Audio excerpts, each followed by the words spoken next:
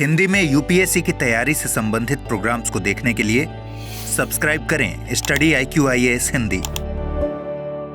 Hello, जय हिंद आप सभी को। भाई मैं Vineet Tiwari, faculty of CSAT, आपका स्वागत करता हूं स्टडी IQIAS हिंदी के यूट्यूब चैनल पर। एक बार सभी लोग कमेंट करके बता दीजिए कैसे हैं, आवाज़ आ रही है क्या।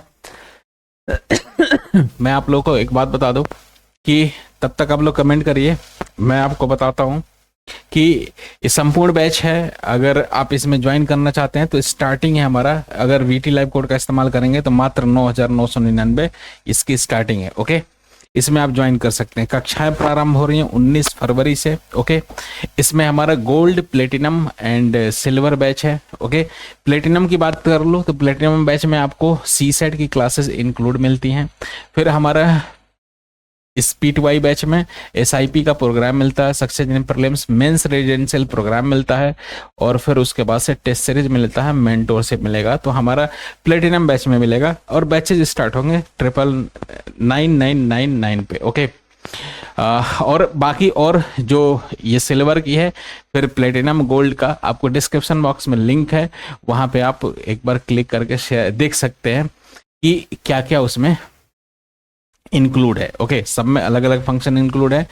तो बेहतरीन बैचेज हैं, इसमें ज्वाइन करिए बाय यूजिंग VT लाइव। अगर आपको CSET का ओनली बैच CSET का ज्वाइन करना है तो वो भी by using VT live code का इस्तेमाल करेंगे तो उसमें मैक्सिमम डिस्काउंट मिलेगा। या SIP या स्टडी IQ पे कोई भी बैच लेंगे तो उसमें आपको मिल जाएगा। चलिए स्टार्ट करते हैं आज की क्लास। और मैंने लास्ट क्लास में आपको बताया था, कुछ बातें बता दी थी, और उसमें था हमारा कि मैंने आपको कराया था पिछले टाइप का, पिछले बार का क्वेश्चन कराया था। ठीक है, जैसे ये वाला एज वाला मैंने करा दिया था, और आपको आज की क्लास में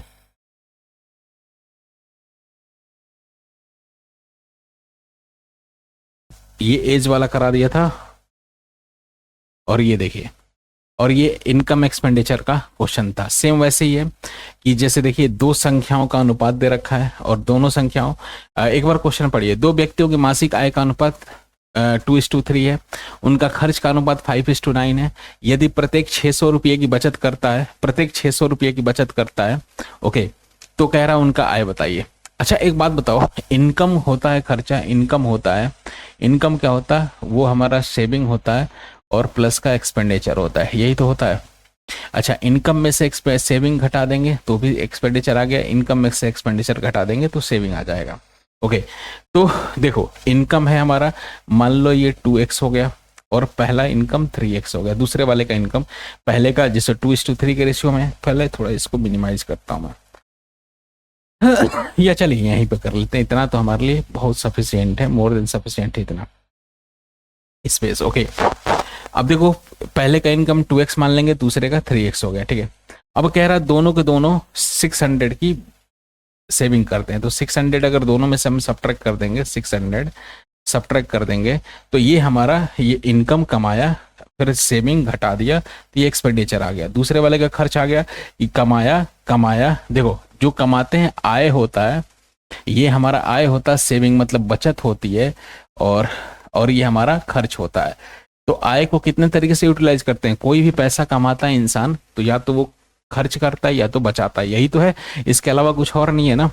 तो वही एक कमाया 2x, उसमें से हमारा बचाया था 600, तो 600 अगर सब्ट्रैक्ट कर देंगे तो हमारा बच गया, इसका एक्सपेंडिचर हो गया, मतलब खर्च आ गया। ये 3x कमाया, 600 उसकी बचत थी, अगर सब्ट्रैक्ट कर दिया तो इसका खर्च आ गया, और ये किसके इक्वल हो गया, तो ये हमारा आ गया 5:9 के रेशियो के बराबर। अब क्रॉस मल्टीप्लाई करेंगे, सॉल्व करेंगे, आंसर आ गया 9 से इसको 2, तो 9 से 2 में तो ये 18x आ गया, और 9 से 6 में तो ये 54 आ गया, 5400 आ गया। इधर देखो 5 से 3 में मल्टीप्लाई करेंगे तो 15x आ गया, और 5 से 6 में मल्टीप्लाई करेंगे तो ये 3000 आ गया। ओके, अच्छा अब 18x माइनस 15x मतलब 3x आ गया, ये एक तरफ आ गया, x को एक तरफ ले गए, 18 में से 15 गया, 3x आ गया, और कांस्टेंट को दूसरी तरफ लेंगे तो 54 में से 30 सब्ट्रैक्ट हुआ तो ये 24 आ गया, तो 2400 आ गया। तो 3x की वैल्यू आ गई मेरे भाई 2400, तो इसका मतलब x की वैल्यू कितनी आ जाएगी, तो x की वैल्यू आ जाएगी, x की वैल्यू 2400/3 आ गया। 3 से कैंसिल हो गया, मतलब x की वैल्यू 8 आ गई, 800 आ गया। जब x 800 आ गया तो यहाँ पे हम कर सकते हैं, यहाँ पे क्या हो गया, ये 2x था पहले की इनकम, दूसरे की 3x थी, तो 2x तो 2 इंटू 8 कर लेंगे, तो ये टोटल कितना आ गया, ये 1600 आ गया, और ये 3 इंटू 800 कर लेंगे तो ये हमारा आ गया 2400 आ गया। तो कुल मिला के क्या हो गया, 1600 and 2400 is the right answer, इस तरीके के क्वेश्चन में। अच्छा, आप अगर ध्यान से देखेंगे तो इस टाइप के क्वेश्चन पिछली भी क्लास में मैंने कराया था कि देखिए दो संख्याओं का अनुपात है, दोनों संख्याओं में से बचत घटा रहे ना, 600 घटाते हैं तो अनुपात संख्याओं का 5:9 हो जाता है। तो ऐसे क्वेश्चन करने का शॉर्ट ट्रिक मैंने बताया था, क्या था मेरे भाई, तो इस क्वेश्चन का शॉर्ट ट्रिक था, जिससे 2 था 3 था, ओके, 5 9 बच जा रहा है, और कितना, दोनों में से 600 सब्ट्रैक्ट कर रहे हैं। तो मैंने बताया था इसका क्रॉस मल्टीप्लाई करते हैं, कैसे करेंगे, इसको क्रॉस मल्टीप्लाई करेंगे तो 9 इंटू 2 हो गया 18 आ गया, और 5 इंटू 3 हो गया 15 आ गया, तो 18 माइनस 15 हो गया 3x हो गया, 3 यूनिट हो गया, 3 यूनिट किसके बराबर आ गया, ये 600 तो लिखेंगे, और इसका नीचे वाले का डिफरेंस मैंने पिछले 2 क्लासेस में, अगर जिनकी वो क्लास छूट गई होगी वो पिछली क्लासेस देख लीजिएगा, अगर जिनकी पहली क्लास होगी तो इनका डिफरेंस 4 हो गया, 4 से मल्टीप्लाई कर देंगे तो 3x आ गया 4 से, ओके, तो इससे कर लेंगे तो ये हमारा आ जाएगा, तो फाइनली आ गया, 3 से कैंसिल करेंगे तो 2, मतलब 1 यूनिट की वैल्यू आ गई मेरे भाई, 1 यूनिट की वैल्यू 800 आ गया, ठीक है, 2 इंटू 4 हो गया 800। अब 800 से इसमें मल्टीप्लाई करेंगे 2 में तो ये हमारा आ गया 1600 आ गया, इसमें 800 से मल्टीप्लाई करेंगे तो 2400 आ गया, ठीक है, तो 1600 2400 आंसर आ गया, ओके।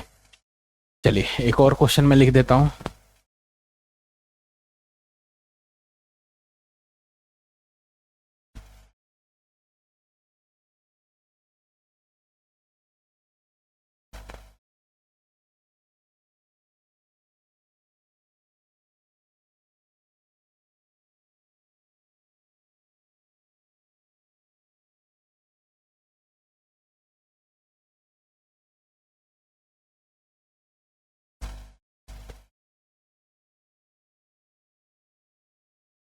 ठीक है,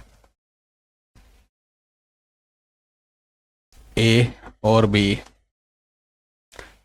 के आय का अनुपात 5:6 है,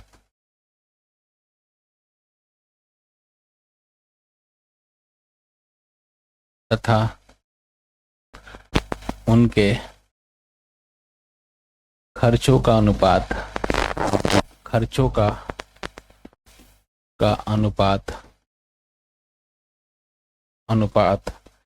4:5 है, यदि वे दोनों 8,000 की बचत करते हैं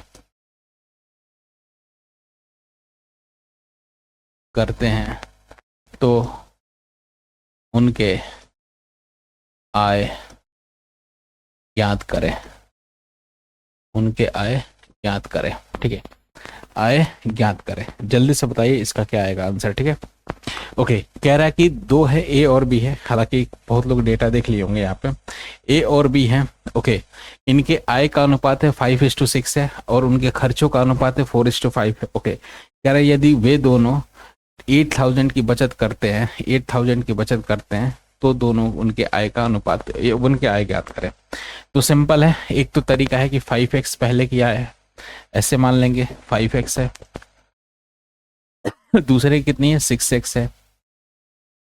अब देखो इसमें क्या है, 8,000 ये बचा रहा है, ये भी 8,000 बचा रहा है, ओके, और इसके बाद खर्चों का अनुपात हो रहा है 4/5 हो रहा है, तो क्रॉस मल्टीप्लाई हम कर लेंगे, ठीक है, क्रॉस मल्टीप्लाई करेंगे तो 5 इंटू 5 हो गया 25x आ गया, और 5 इंटू 8 हो गया 8×5 40 हो गया 40, और ये 3 0 हो गया, ठीक है, इक्वल टू 4 से इधर मल्टीप्लाई करेंगे तो 24x हो गया, इधर 4 से मल्टीप्लाई करेंगे तो ये 32,000 हो गया। अब देखो 40,000 32,000, अब देखो x को इधर लेके आएंगे तो 25 में से 24 गया तो x आ गया, इसके बराबर 40,000 में से 32,000 गया 8,000 आ गया, 40 में से 32 गया, मतलब देखो x को एक तरफ ले आएंगे ना तो ये स्टेप होगा 25x माइनस 24x हो गया। और इधर देखो 40,000 में से 32,000 सब्ट्रैक्ट कर दिया तो ये आ गया। तो ये फाइनली आ गया, x की वैल्यू हो गई 40 में से 32 8,000 हो गया। ठीक है, 8,000 आ गया। ठीक है, x की वैल्यू 8,000 आ गया। जब x की वैल्यू 8,000 आ गया तो पहला क्या था 5x था और दूसरा क्या था 6x था। 5x किसके बराबर हो गया, तो 5 इंटू 8,000 कर लेंगे तो ये हमारा आ गया, हमारा ये 40,000 आ गया। और ये था 6 इंटू 8,000 तो ये हो जाएगा कितना, ये 48,000 आ जाएगा। ठीक है, अगर डायरेक्ट करना हो तो डायरेक्ट ऐसे भी कर सकते हैं, ट्रिक से भी। ये हमारा 4 था, 5 था, 6 था, ये 4 था और 5 था। क्रॉस मल्टीप्लाई करेंगे 25 आ गया, इसको 26 आ गया। और इनका ये कितने की बचत कर रहे हैं, 8,000 की बचत कर रहे हैं। मतलब इनका डिफरेंस, मतलब एक यूनिट 26 में से 24 होगा ना, ये 24 होगा, 25 में से 24 गया एक यूनिट, और एक यूनिट की वैल्यू किसके बराबर हो गया 8,000। तो लिखेंगे इनटू इनका डिफरेंस। ये कल की क्लास में मैंने कराया था, वो एक बार ध्यान से देख लीजिएगा, या उससे पहले वाली में।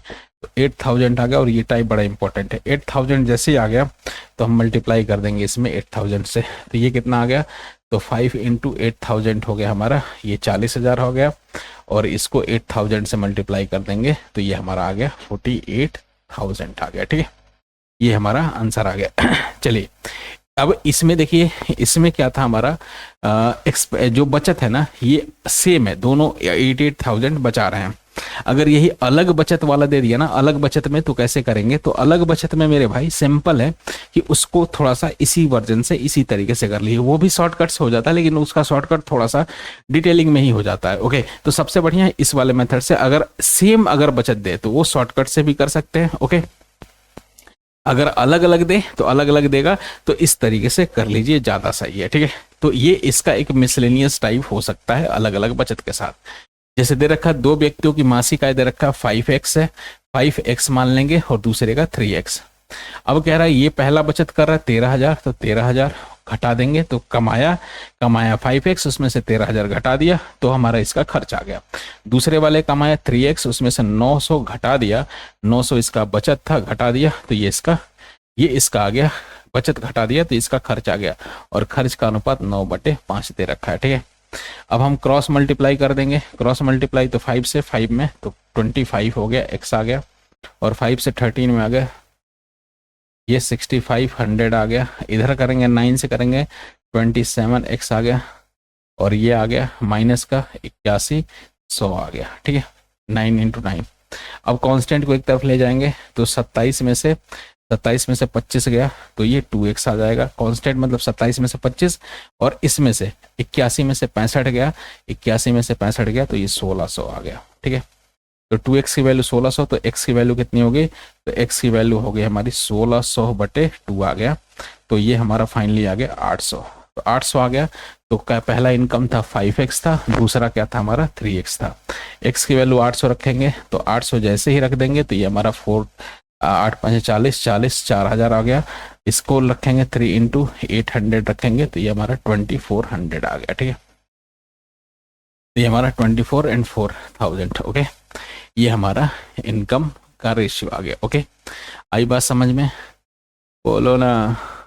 ओके, तो क्या किया, अच्छा इसमें देखो ध्यान से थोड़ा ये स्टेप देख सकते हैं, ये मैंने डायरेक्ट कर दिए। 27 में से 25 किया, 2x आ गया। और इसमें बड़े में से छोटे को एक में से दूसरा सब्ट्रैक्ट होगा ही होगा। ठीक है, ये 81 में से 65, बड़े वाले में से छोटे, कांस्टेंट में बड़े वाले में से छोटे का डिफरेंस निकालिए तो 1600 आ गया। और ये x वाले का बड़े वाले में से छोटे का डिफरेंस निकालिए, ये 2x आ गया। तो अगर अलग अलग दे रखा हो तो इसी तरीके से हम लोग कर लेंगे। ठीक है, इसी तरीके से एकदम से अच्छे से कर लेंगे। ठीक है, ओके, बोलो ना।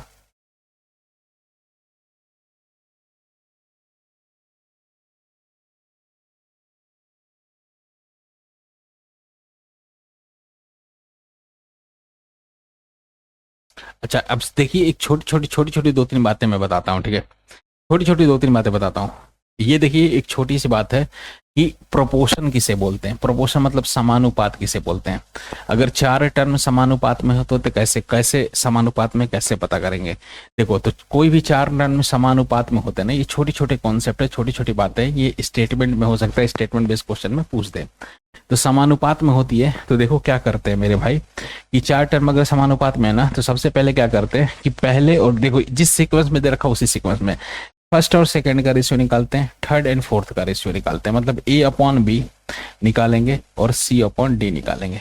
अगर ये दोनों आपस में इक्वल हो जाएंगे ना तो ये समानुपात में कहा जाएगा। मतलब फर्स्ट का सेकंड से और थर्ड का फोर्थ से करेंगे, ये दोनों आपस में इक्वल हो गए तो है हमारा समानुपात हो गया।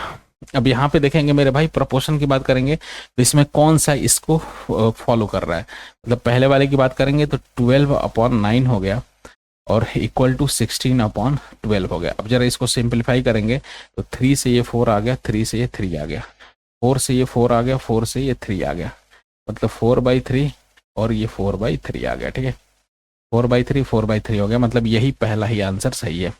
दूसरे की बात करेंगे तो 13/11 हो गया, पहले दूसरे का अनुपात। समानुपात में अगर होगा ना, 4 टर्म अगर समानुपात में होगा तो हमेशा क्या हो गया, पहले का दूसरे से, दूसरे का तीसरे का चौथे से करेंगे। ठीक है, ये देखेंगे तो तीसरे का चौथे 5/4 हो गया। ठीक है, ओके 5/4 हो गया। ओके, अब देखो ये इक्वल है क्या, नहीं है ना, ये इक्वल नहीं है तो ये समानुपात में नहीं है। जैसे इसकी बात करेंगे, इसको सॉल्व करेंगे तो ये 30 अपॉन क्या हो गया, फर्स्ट का सेकंड से करेंगे 30/45 हो गया और ये कितना हो गया 13/24 हो गया, 13/24 आ गया। ठीक है, अब ये तो हो गया 15 से डिवाइड होगा, 15 से 2 टाइम्स, 15 से 3 टाइम्स, ये तो होगा, लेकिन इसका रेशियो नहीं निकाल पा रहे तो ये भी इक्वल टू नहीं है, ये भी समानुपात में नहीं है, वैसे ही ये भी नहीं है। ठीक है, तो हमारा पहला ही आंसर आ गया, समानुपात में यही होगा। ठीक है, जैसे मैं लिख दूं, एक क्वेश्चन लिखूं आपको, कि मैं लिखूंगी 12, 15, 20 एंड x समानुपात में है तो x का मान, या इसे हम ऐसे भी बोलते हैं, जैसे 3 नंबर दे रखे हों और चौथा बताना हो, मतलब ये चौथा बताना हो ना, तो इसे हम चतुर्थ समानुपात भी बोलते हैं, चतुर्थ समानुपात भी बोलते हैं। ठीक है, चतुर्थ समानुपात भी इसे हम बोलते हैं। ठीक है, अब इसमें x की वैल्यू क्या होगी जरा बताना है। ठीक है, अब चतुर्थ समानुपात, या ऐसे 3 नंबर है, चौथा पूछा गया आपसे, या उसे चतुर्थ समानुपात भी ऐसे बोल देते हैं। ठीक है, तो इसको हम लिखेंगे 12/15 पहला, फर्स्ट सेकेंड, मतलब ये हमारे पास नंबर कौन कौन से है ना, जरा देखिएगा, ये 12 है, ये 15 है, ये 20 है एंड x है। तो 12-15 का रेशियो है, 12/15 हो गया और इक्वल टू कितना हो गया 20/x हो गया। ठीक है, अब इसको x की वैल्यू निकालने के लिए, ये समानुपात में ऑलरेडी दे रखा है, समानुपात में है तो x का मान, मतलब समानुपात में ये बोल रखा है तो x का मान हमें बस निकालना है। ठीक है, तो अब इसे सॉल्व करके x का मान निकालना, तो क्रॉस मल्टीप्लाई करेंगे क्रॉस मल्टीप्लाई करेंगे तो इसको, ये 12 इंटू एक्स हो गया तो 12x हो गया। अब ये हमारा आ गया इक्वल टू 20 इंटू 15 कर लेंगे। ठीक है, अब ये x की वैल्यू कितनी आ गई, तो ये 20 × 15 आ गया और ये नीचे जाएगा तो 12 आ जाएगा। अब 12 से कैंसिल करेंगे ना भाई, ये 4 से ये 5 बार, 4 से ये 3 बार, फिर 3 से ये 5 बार हो गया, 5 × 5 25 आ गया, ये हमारा आंसर आ गया। ओके, जैसे एक और लिख दूं मैं, 25, 30 फिर 40 का चतुर्थ समानुपात ज्ञात करें, चतुर्थ समानुपात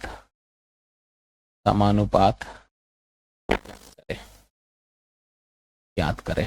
अगर मैं ऐसे लिख दूं क्या होगा, ओके, जब चतुर्थ समानुपात ज्ञात करें तो क्या आएगा। ठीक है, जरा देखिए, बड़ा सिंपल है, बहुत ही सिंपल इसको भी। अब चतुर्थ समानुपात मतलब चौथा नंबर हमें बताना होता है, चतुर्थ समानुपात मतलब चौथा नंबर, 25, 30, 40 एंड चौथा नंबर मान लेंगे x। और इसी सीक्वेंस में, जिस सीक्वेंस में दे रखा, बड़ा छोटा नहीं, इसी सीक्वेंस में पहले का दूसरे से 25/30 और दूसरे का तीसरे का चौथे से, मतलब 40/x हो गया। ठीक है, अब इसको हम क्रॉस मल्टीप्लाई करेंगे तो ये हमारा आ गया 25x आ गया इक्वल टू 40 इंटू 30 आ गया। ठीक है, अब ये आ गया x की वैल्यू कितनी आ गई 40 इंटू 30 अपॉन क्या हो गया 25। अब इसको बस सिंप्लीफाई हमें करना है भाई, सिंप्लीफाई, 5 से ये 5, 5 से ये 8 और 5 से ये 6 हो गया, तो फाइनली हो गया 8 इंटू 6 हो गया हमारा, ये 48 आ गया। ठीक है, ये 48 आ गया समानुपात। तो ये चतुर्थ समानुपात होता है, ये चौथा नंबर होता है, ये 4 नंबर सीक्वेंस में दिए होते हैं, ऐसे भी कर लेता है। ओके, जैसे एक क्वेश्चन और लिख सकते हैं, जैसे मान लो मैं कहूँ कि 20 A फिर 15 और उसके बाद से 30 समानुपात में है, समानुपात में है, में है तो x का क्या होगा, क्या होगा, ये मैं कह सकता हूँ। ठीक है, 20A मैं क्या कह सकता हूँ, 20A 15 एंड 30 समानुपात में। तो क्या करेंगे, तो देखो सेम सीक्वेंस फॉलो करके 20/A आ गया इक्वल टू 15/30 आ गया। ठीक है, अब A की वैल्यू क्रॉस मल्टीप्लाई कर लेंगे, तो ये 20 इंटू 30 आ गया इक्वल टू 15 इंटू A आ गया। तो फाइनली A की वैल्यू कितनी आ गई, तो 20 इंटू 30 और 15 है तो 15 नीचे आ गया, तो 15 से 30 हो गया 2 बार, मतलब 20 गुणे 2 हो गया हमारा 40 आ गया। A की वैल्यू 40 हमारा आंसर आ गया। ठीक है, ये ऐसे हो सकते हैं। ओके, तो ये चतुर्थ समानुपात का कहीं भी कैसे भी 4 नंबर सीक्वेंस में, तो उनका आपस में रेशियो हमेशा, मतलब पहले का दूसरे से, दूसरे का तीसरे का चौथे से रेशियो बराबर होता है। कभी कभी ऐसा भी बोल देता 3 नंबर समानुपात में, मतलब मान लो A B C 3 नंबर समानुपात में, तो इसमें क्या रिलेशन होगा, तो इसमें रिलेशन होगा, देखिए पहले का दूसरे से A/B इक्वल टू बोल देगा B/C। मतलब अब देखो क्या है, A/B हो गया ना, अब C का कोई पेयर नहीं है, तो फिर B के साथ ही इसका पेयर बना लेते हैं, B के साथ भी, और इसी सीक्वेंस को फॉलो करते हैं B/C। तो कुल मिला के यहाँ पे हो जाएगा ना, क्रॉस मल्टीप्लाई करेंगे तो B² इक्वल टू AC हो गया। ये देखो तीन नंबर अगर समानुपात में होंगे ना, तो इसका क्या होगा, पहले का दूसरे से, फिर तीसरे का कोई पेयर नहीं, तो फिर दूसरे का तीसरे से इसी सीक्वेंस में बना लेंगे। जैसे अगर मैं बोल दूं ना मेरे भाई कि मान लो मैं कहूँ कि 25 और x एंड 36 ये समानुपात में है, समानुपात में है, तो x का मान ज्ञात करें, ज्ञात करें। ठीक है, तो अब इसमें क्या करेंगे, तो सिंपल है, हम क्या करेंगे कि पहले का दूसरे से और फिर दूसरे का अगेन तीसरे से, मतलब 25/x हो जाएगा इक्वल टू x/36 हो गया। अब क्रॉस मल्टीप्लाई करेंगे तो क्या हो जाएगा, x² किसके बराबर होगा, 25 इंटू 36 हो गया। ओके, तो x की वैल्यू कितनी आ गई, रूट में हो गया 25 इंटू 36, 25 का स्क्वायर रूट कितना हो गया, 5 हो गया, और 6 का हो गया, 36 का 6 हो गया। तो x की वैल्यू हमारी, ये हमारी फाइनली x की वैल्यू 30 आ गया। ठीक है, ये 30 is the right answer. Okay, ये समानुपात में है तो आंसर आ गया। 3 नंबर्स होते हैं तो ऐसे ही करते हैं। ठीक है,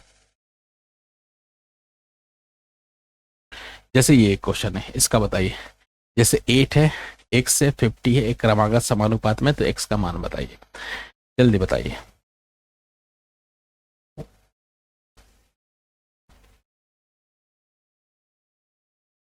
तो ये हो गया 8 हो गया, x हो गया और 50 हो गया। तो फर्स्ट का सेकंड से मतलब 8/x आ गया इक्वल टू कितना हो गया, ये सेकंड का थर्ड से मतलब x/50 आ गया। अब क्रॉस मल्टीप्लाई कर देंगे मेरे लाल, तो कितना आ जाएगा, तो फाइनली ये आ गया x² किसके बराबर आ गया, 50 इंटू 8 आ गया। ओके, अब 8 इंटू 15 करेंगे तो ये 400 आएगा। ओके, तो x² हो गया 400 के, तो x की वैल्यू कितनी आ गई, रूट में 400, रूट में 400 कितना आता है, 20 आता है, तो 20 इज द राइट आंसर। ठीक है, अब बताइए, मैं क्वेश्चन दे देता हूँ कि 35 14 x एंड 20 समानुपात में x का मान find value of x। Okay, फिर मैं एक लिख दूं कि 25 30